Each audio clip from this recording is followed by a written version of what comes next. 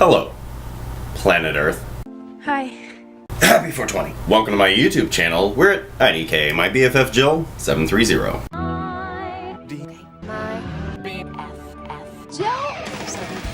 I'm Preston L. Young, wishing you warm salutations and congratulations as always. You've made your way to the Buffyngton Post. Get your ass down here! Today I am going to be continuing with my Top 5s playlist with another Top 5 Buffy issues, comic issues, obviously.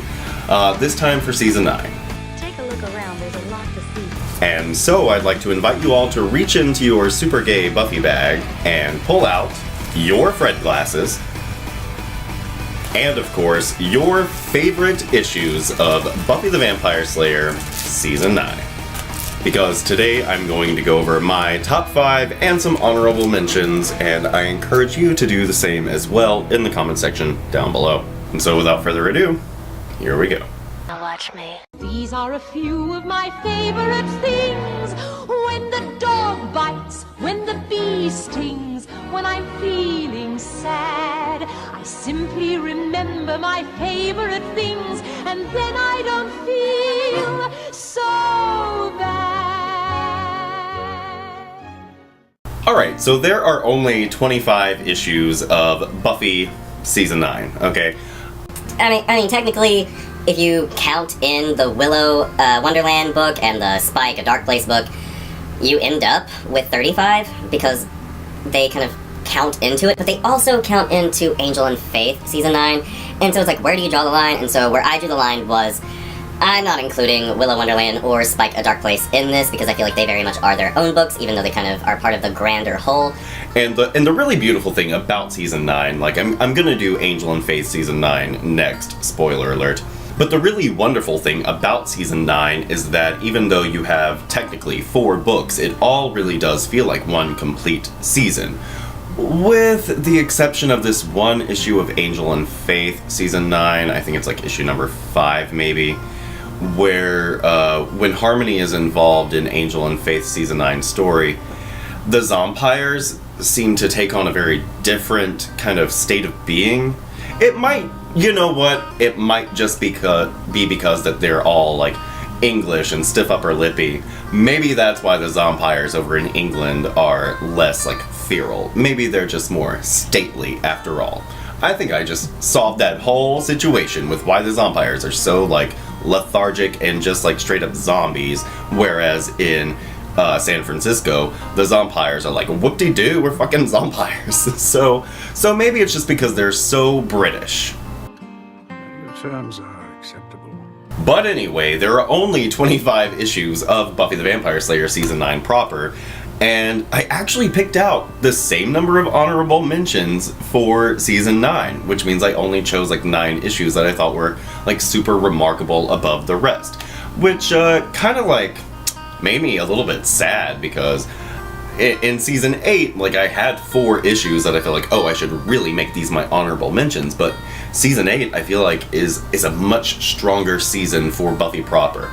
Season 9, as a season, like, as a one world, we're living in one world, like, as far as that, Season 9 is amazing. It does so much world building, it does so much crossover, it's freaking amazing, and it's crazy, but I feel like it gets its real strength from Angel and Faith Season 9, which is a much better book in my opinion, but we will talk about that next time. But anyway, yeah, I just thought it was super kind of sad for Buffy Season 9 that I only had 4 honorable mentions, and I wasn't really counting them, I was just pulling them out of my, stuff here.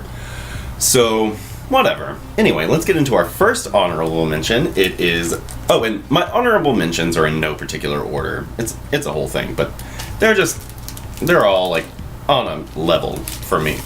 So anyway, first honorable mention goes to Buffy the Vampire Slayer Season 9, issue number 14. It is Billy, the Vampire Slayer?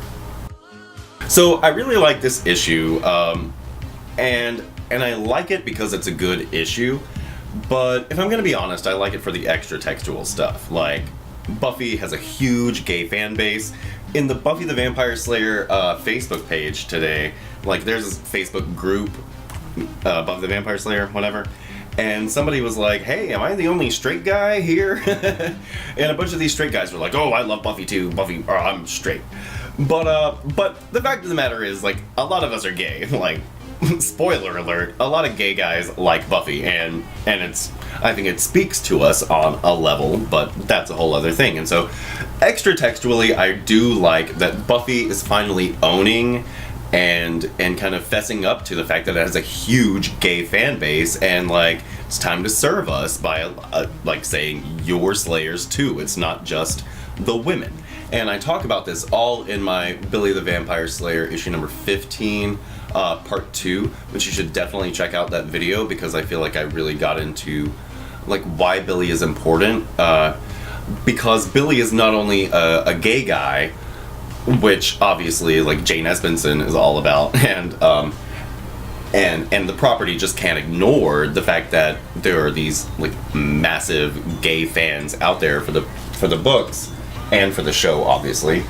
But I feel like even more so, it says, you know, we're now in 2012, I think. Like, let's push the needle forward, and it says so much about like taking personal responsibility, which Buffy is like totally about. But more than that, it talks about having to take that teenage scary back. Dawn is leaving her teens. If she's not 19 by now, she's 20. And all of our other main characters are not teenagers, and Buffy kind of like built its brand around like the teenage scary. And so I like the idea of what the Buffy property is doing here. They're taking back the teenage scary, they're owning the fact that they have a massive gay fan base, and really Jane Espenson here is just telling a good story about this kid who really needs to like find his voice and be the hero of his story, because these things are happening in his small town. He's not in Sunnydale, but these things are real and they are happening to him.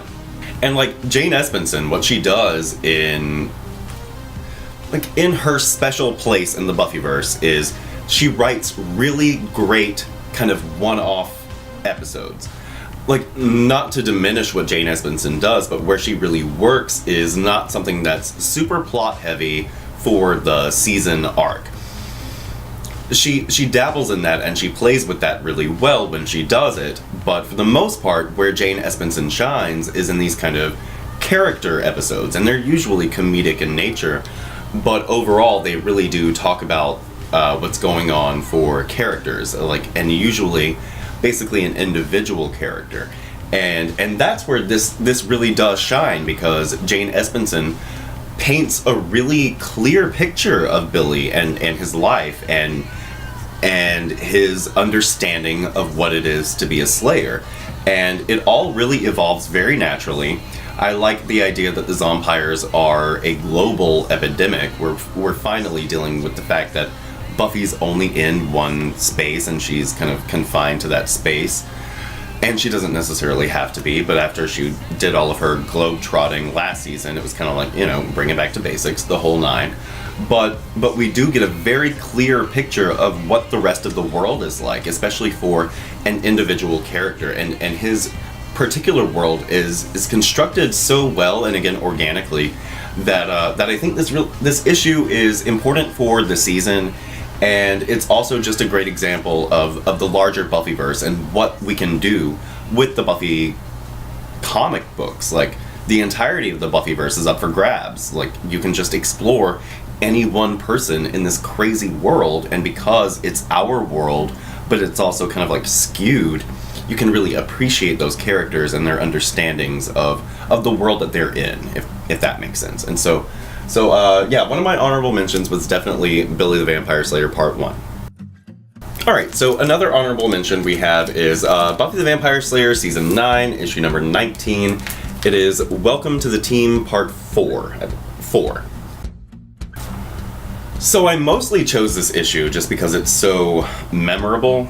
It really does have the big kind of game changer moments for the season that are going to affect the rest of the season. Shall we begin? We of course have Illyria not being dead after her god powers are kind of taken away from her, and that's all kind of crazy, or it, however you want to refer to Illyria. I like to think of Illyria as an it, but the more and more we go through, I can't help calling her. It's a whole thing.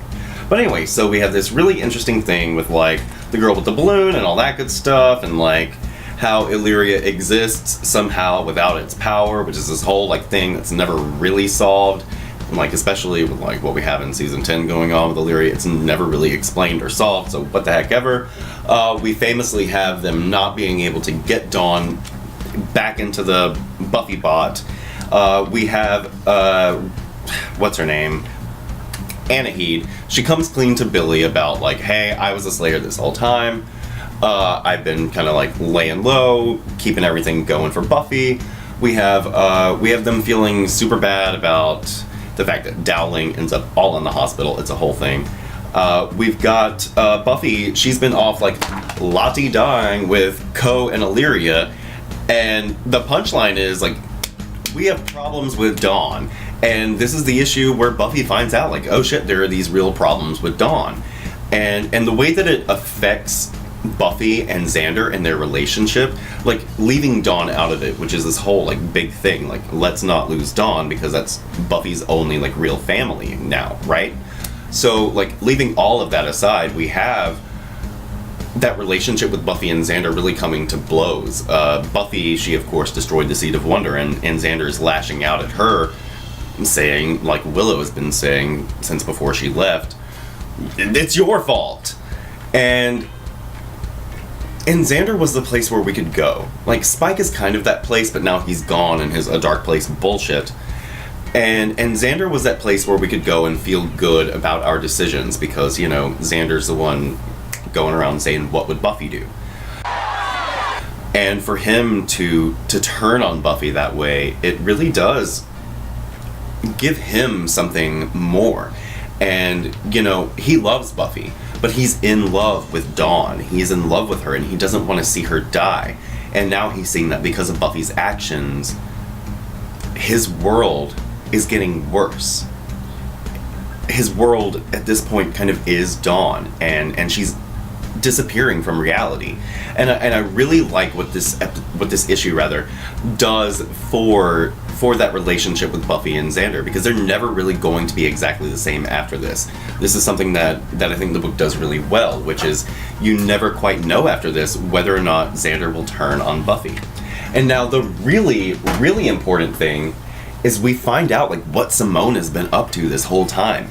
She's been trying to find a way to make the vampire thing her own. She created zompires out of fellow Slayers. And like, here we are. Simone is trying to find something bigger and more for herself. And like, I like Simone. I don't like her, but I like what she is as an idea and as a character. And like, spoiler alert, I'm going to be doing my Simone video soon. And we'll talk more about Simone later, but yeah, this issue just, it didn't quite make it in.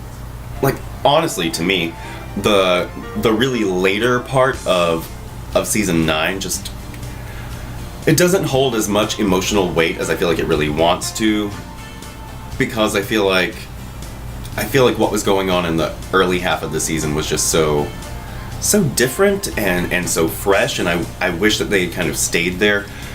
Season 8 was really long and it took a long time to come out, but I feel like Season 9 really could have benefited from 40 issues the way that they had in Season 8, because there are a lot of wonderful things that you could be exploring here that were just not. What else is there?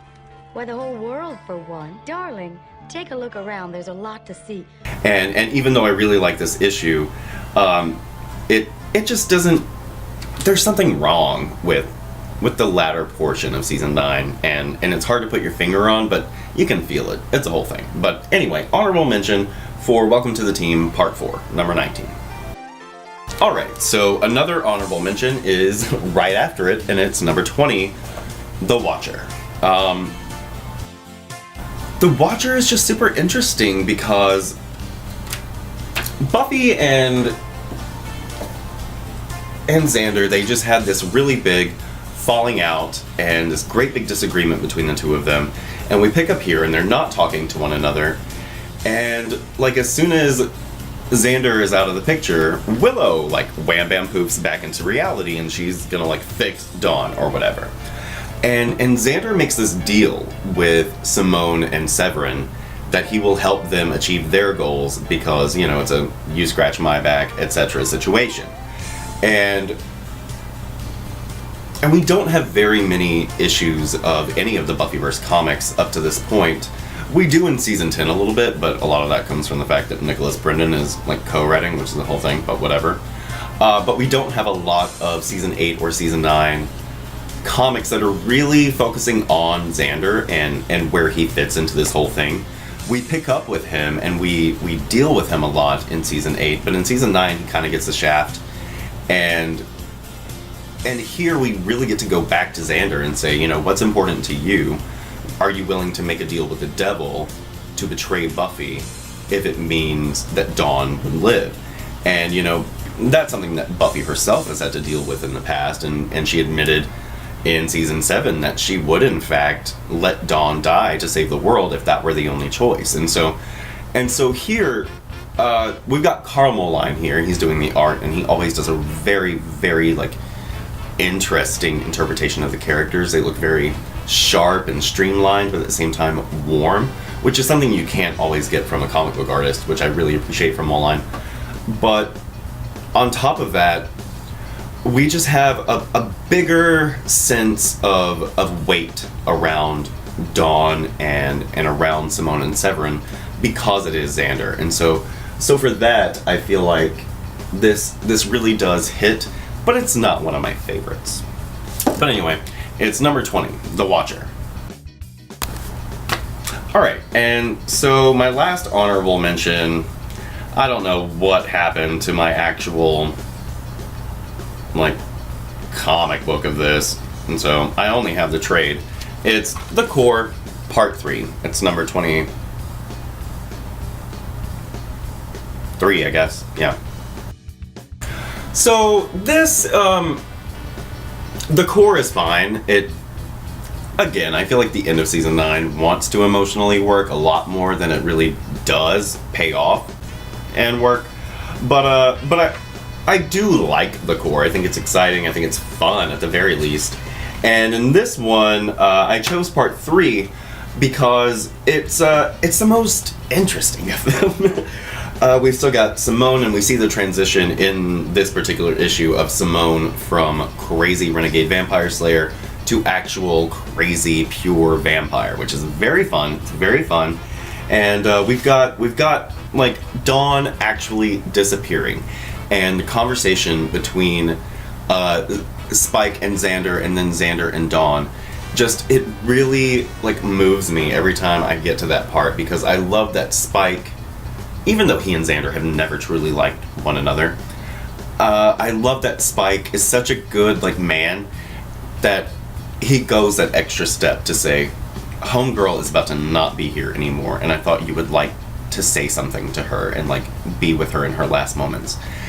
Like just thinking about it, it's so moving, and to see where Spike and Xander have grown to is this whole other thing. But just that everybody knows how much Dawn means to Xander is really beautiful. And we've got, you know, Willow, and she's got this light within her. She finds this light within her that she planted in the world and didn't realize that she had. And she's going to like literally try and plant it now. It's really wonderful for her, especially after you've come off of Willow Wonderland, and now you see like, oh shit, she got back and she thought everything was gonna be hunky fucking dory, but like, oh, Dawn and all the extra, and D'Hoffryn and the Magical Council and this whole situation. It's really nice to have Willow like find like what it is. Like I've got the magic in me this whole time. It's really nice to have that actually like made real, like manifested in a physical way. And of course I love Buffy here. Buffy, she's not here for it, man. She's not here to play games. She's pissed at Xander. She's pissed at the world. She wants her sister to be back, even though she's starting to forget even what that means. There's a hole in the world. But it's awesome. It's a lot of fun, and it definitely gets us super ramped up for the end of season 9, which is which is cool. So it's The Core, part 3. Now let's get to the things that actually made the list. Suit yourself. Alright, so for my number 5 top favorite season 9, I've got Buffy season 9, number 13, it's Guarded, part 3. I really like this arc. I really like this arc overall. Each one of the issues really works for me.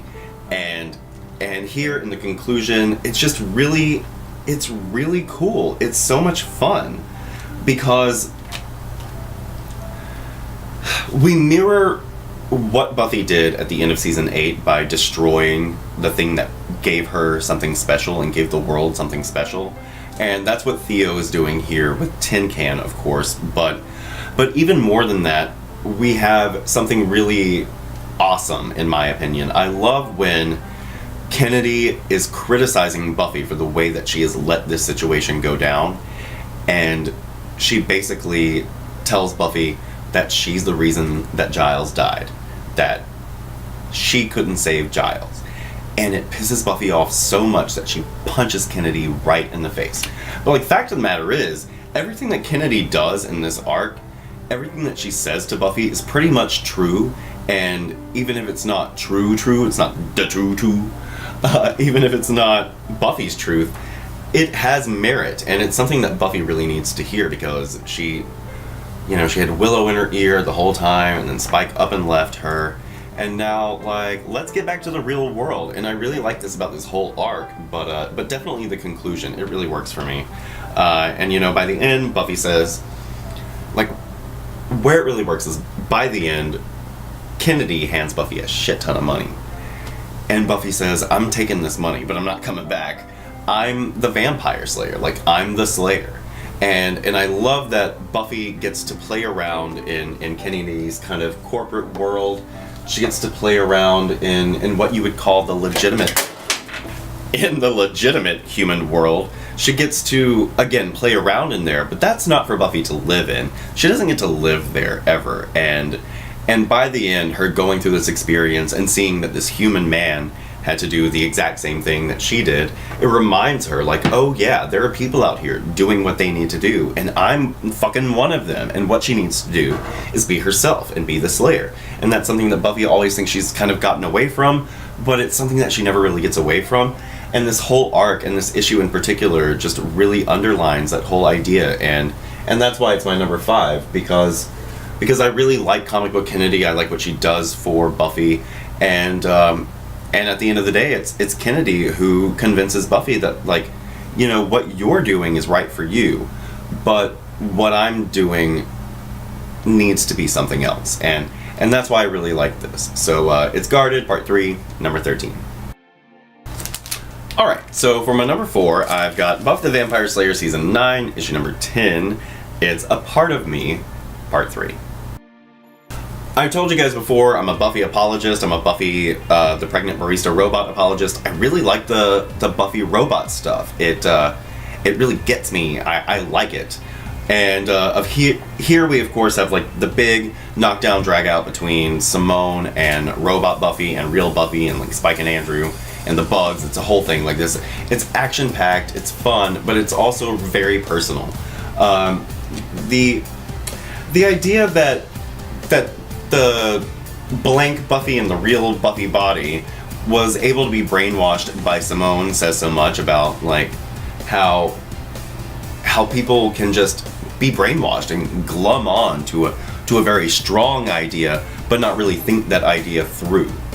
Just listen. And what really sells this issue for me overall is that Buffy gets to talk to herself.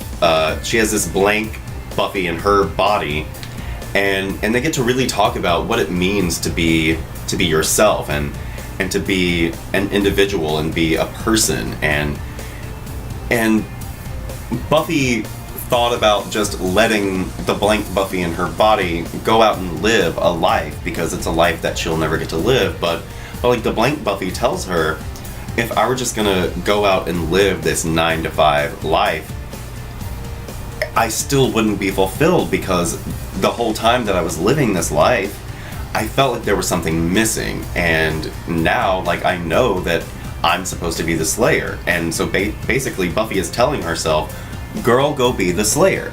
And of course, going to guard it takes her a whole other arc before she realizes, like, oh, I have to be the Slayer, not just a Slayer in the cog as a cog in the machine. But this issue, it really does hit Buffy in such a way, like, she sees herself telling herself how to be a better version of herself. How am I not myself? How am I not myself? And then she gets the extra blow of Spike saying, I'm tired of being the only one around here telling you I love you. I'm sick of it because you won't say the same thing back to me, and I can't keep building my life around you. And it hits Buffy in the face. Wake up. And I really like this issue. It's just so nice. The Buffy robot stuff, again, it super works for me. I like the idea that Buffy had just kind of gotten into going through the motions, and we're metaphorically, like literally, putting that into action, and we're talking about it. And so I like all of that. I like that Buffy and Robot Buffy and the Blink Buffy, like however you want to talk about all this crazy shit. I like the way that it all goes down, and the way that they reconcile, and the way that Buffy convinces herself, like, I'm the good guy, like, you're the good guy, we're the good guy. And of course, like, we've got Simone, and she goes to, like, torture Buffy and all this good stuff. And it's a really fun and an insightful issue, I think. So, yeah. My number 4, number 9, or number 10 of season 9, It's a Part of Me, part 3. Alright, so if you haven't noticed, like, most of these are from the earlier portion of season 9, but for my number 3, I've got season 9, issue number 5, it's Slayer Interrupted. So again, we've got Carl Moline here, and I don't think Joss has written any of these issues. I don't think Joss writes a lot at all in season 9. I'm gonna go back here and look and make sure, but I'm pretty sure that Joss doesn't have his name on any of these. Yeah, it's kind of sad. Josh just kind of left, but again, like, season 9 is fine. These are basically all Andrew Chambliss, I believe. But anyway, Andrew Chambliss is writing, but we got Carl Moline back, and he's again putting his style on the Buffyverse, and it's very nice. And the art here is great. He kind of captures this whimsy and this real kind of weight and gravitas at the same time, which is like what Buffy's all about, which is like why we're reading and on it in the first place. But again, like, all through season 9, we've got Buffy. Well, through the beginning of season 9, before Willow, like, up and leaves here. But we do have this very contentious relationship between Buffy and Willow from the very end of season 8 that has kind of been trying to work itself out, but, like, neither of them can really, like, totally be with one another. And in this issue, we kind of, like, start to melt that ice a lot more. And we have some really important stuff for Buffy to be going through, which is these dreams. And the really fascinating part about this, and the reason that it's kind of metatextually interesting, is because these are the last Slayer dreams that Buffy has. Buffy has not had another Slayer dream since this issue in season 9. And honestly, when you really think about it, this really isn't even a Slayer dream. It's a mystical dream, but it's brought on by the fairies' magic. And so, sure, it's a mystical dream, but I don't even think it's really a Slayer dream. Buffy has not had any Slayer dreams since she destroyed the Seed of Wonder, is, like, basically the punchline. This could be considered a Slayer dream because she encounters the first Slayer, but the first Slayer could just be, like, her subconscious or what the heck ever. So really, it's just a mystical dream that Buffy and eventually Willow go into. And so, yeah, the Slayer dreams are just not a thing anymore, and it's super crazy, and it has not been addressed, and I think that's what they're going to address in season 12, but, you know, what do I know? We're now about to go into season 12. Buffy has had no dreams. She's had, it's not there. And you wonder, like, why wouldn't they have we'll talk about it later. But yeah, this is the last Slayer dream that Buffy has, and it's kind of super important because this is where she finds out, like, you're not who you think you are. And of course, we have in this issue Buffy finding out that she's pregnant, but the really fun stuff is Buffy going through the dream and rebuilding her relationship with Willow. that's where this book really lives. And like, you may have noticed a trend, but I really love the relationship between Buffy and Willow, and I like when it's tested and when it's like very much explored. Here we have Buffy, we have Willow. They've not been on good terms all through the first arc. Willow was just kind of like, fuck you, I'm trying to build my life. But here, like, again, we see that Willow's life is all about Buffy's life. And so when they go into this dream together, and Willow realizes, like, oh, like, I'm here, this must matter, I must matter, like, everything, like, my friendship with Buffy super, like, matters, it just makes you step back and say, of course it matters, of course. Like, Buffy and Willow, they are so intrinsically linked that even their dreams would overlap, and it's just really lovely to be reminded of that, because again, we know that these girls love each other, and they have their differences, but that love really does conquer all, and that's what we see happening by the end of season 9, like with the core and everything. Like, the fact that Buffy's love for Dawn really drives her down into the deeper well, it allows for everyone to benefit. It's a whole thing. And here we get back to that Buffy and Willow relationship, and we get to say, okay, of course it's gonna be okay. Duh. And the Buffy dream stuff is really interesting because of the fairy girl, and that's like a lot of fun because, you know, my favorite issue from season 8 is the chain. And so to bring her here into this issue and to kind of like seal that all up and make that all work, it's really nice and really it's just really cool, honestly. And of course we have the big, like, Buffy's pregnant, dun dun dun. It's like this huge cliffhanger. Buffy's pregnant. Who's the father? We don't know. It's a whole thing. Like, spoiler alert, it doesn't matter because of course Buffy's gonna be a robot, but it really, at the time, it was super amazing, and it just came out of left field. And it's awesome, man. Like, Slayer Interrupted, number 5 from season 9. It's my number 3. Alright, so my number 2 from season 9 is actually number 1 from season 9. It's season 9, number 1, Freefall Part 1. This is the best of the Buffy the Vampire Slayer comic book premieres. Like, season premieres. This is the best of them, if you ask me, because it's so real. It's so honest about what it is to be in your mid-20s and to feel like, whoop-de-doo, I've got real autonomy, I've got real independence, I've got the whole world in front of me, but oh shit, people don't like me and I also have to pay the bills. I like it. This issue is the most fun. Buffy has so much fun in this issue. We have so much fun at the party, but also it is the worst. The worst! She is the worst person in the world. So, like, Buffy just gets dragged and dragged and dragged, and she doesn't even stop dragging herself. We've got Buffy, and she's living it up at this party, and everybody around her is just like, oh, well, you know, your life. And she's like, yep, my life.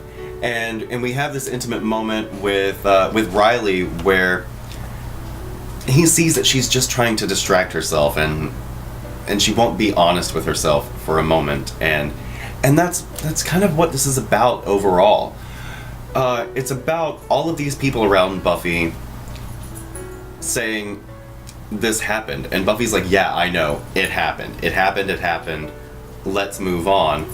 But we have this kind of underlying threat throughout, like something is after Buffy, and it's her student loan. Buffy didn't even finish college, and here she is, she's working in a coffee shop, and these loan collectors come along, and they're like, hey girl.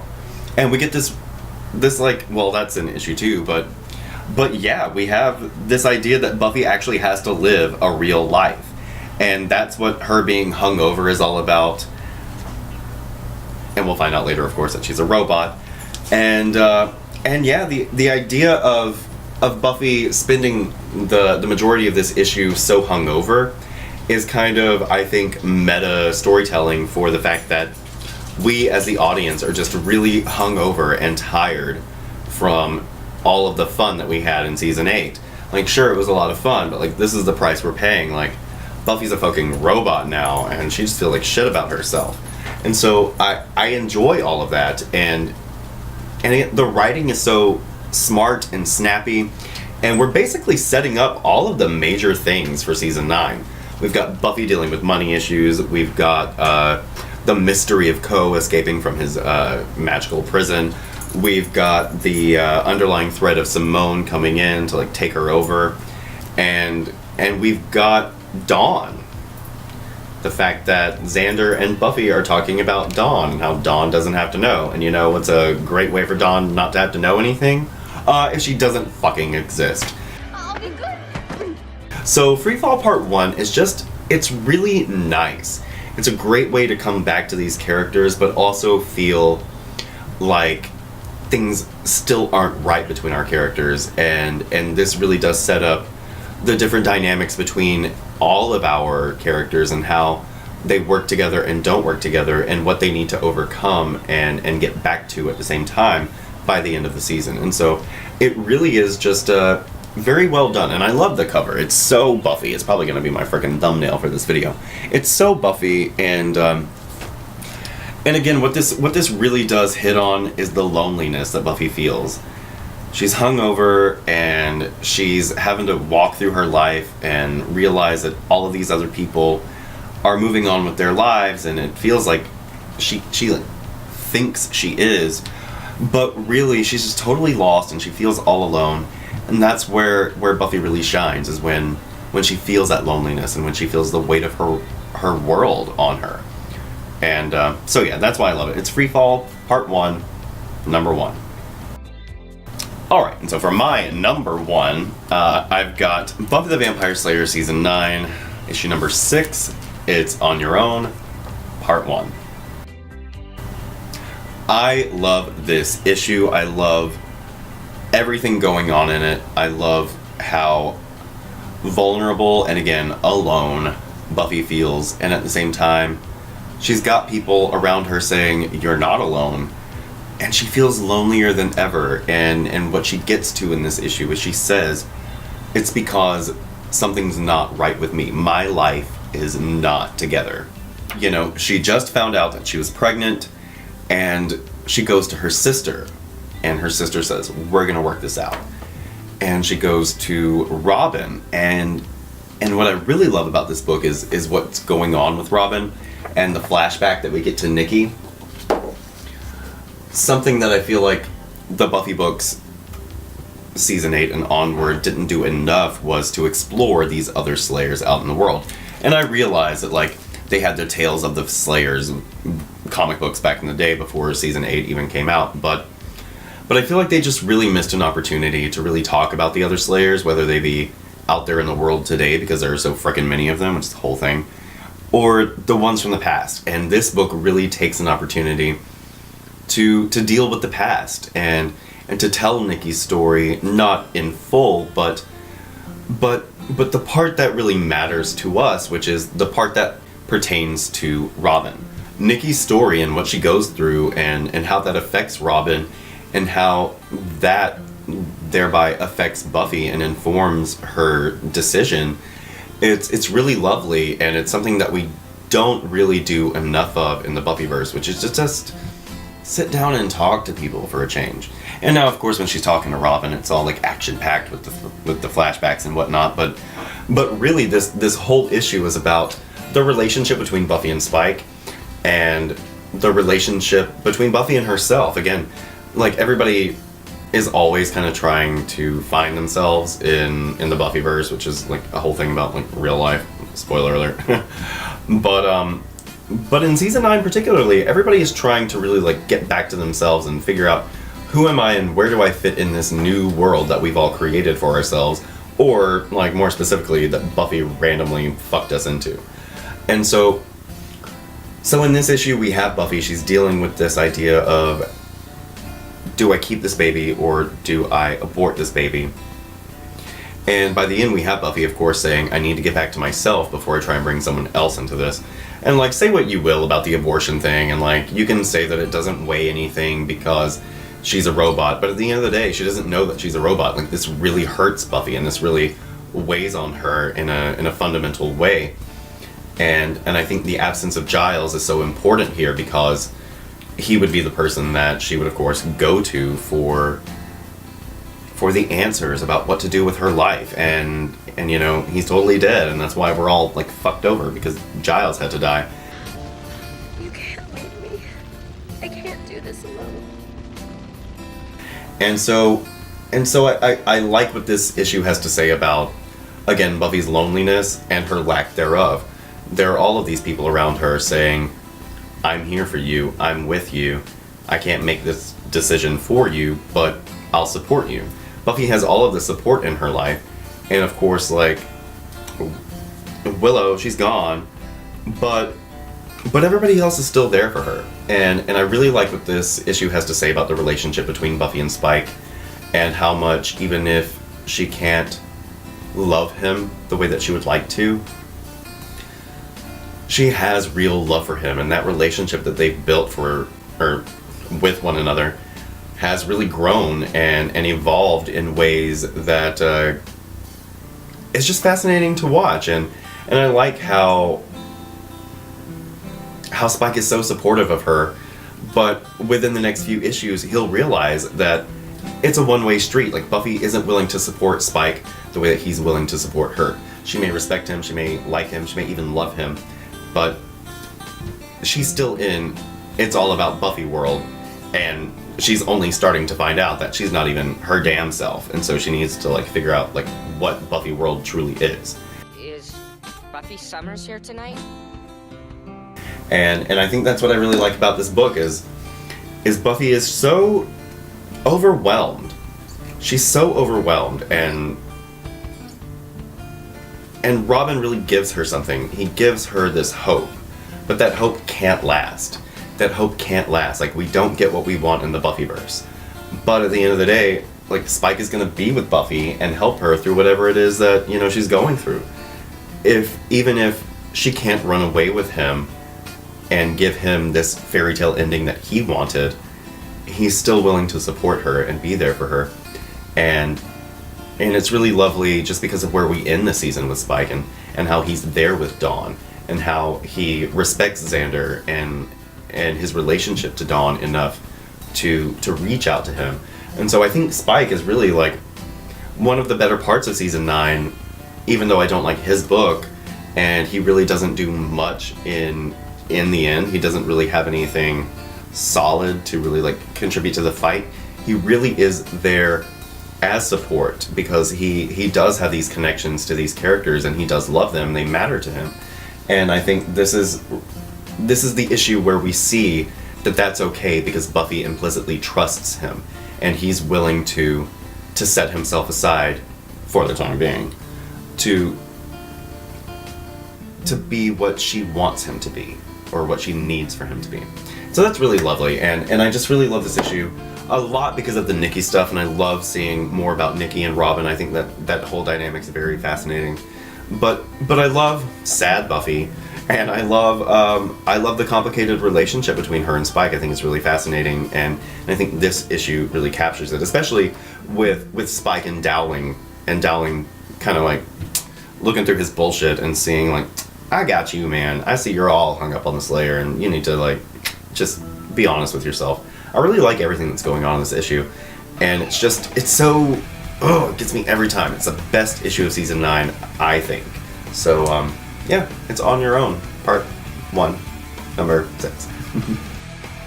But yeah, Planet Earth, those are my top 5 issues and some honorable mentions for season 9 of Buffy the Vampire Slayer proper.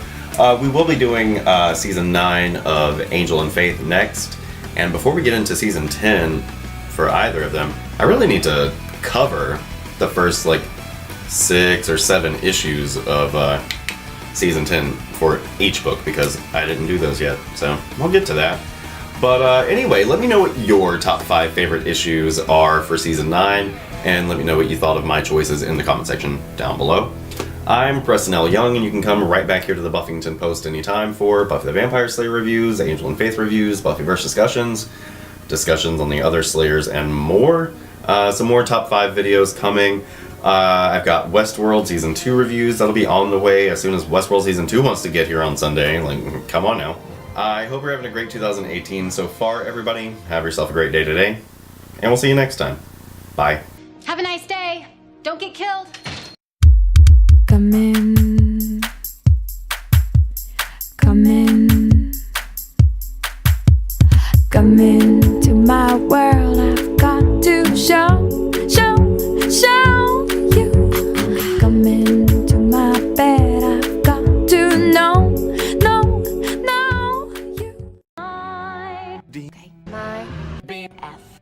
Joe? 730. We've got Buffy the Vampire Slayer Season 9, issue number 14. It's, what is this called? Oh, it's just called Billy the Vampire Slayer. I thought it was Welcome to the Team, but it's obviously not. It's Billy the Vampire Slayers, part 1.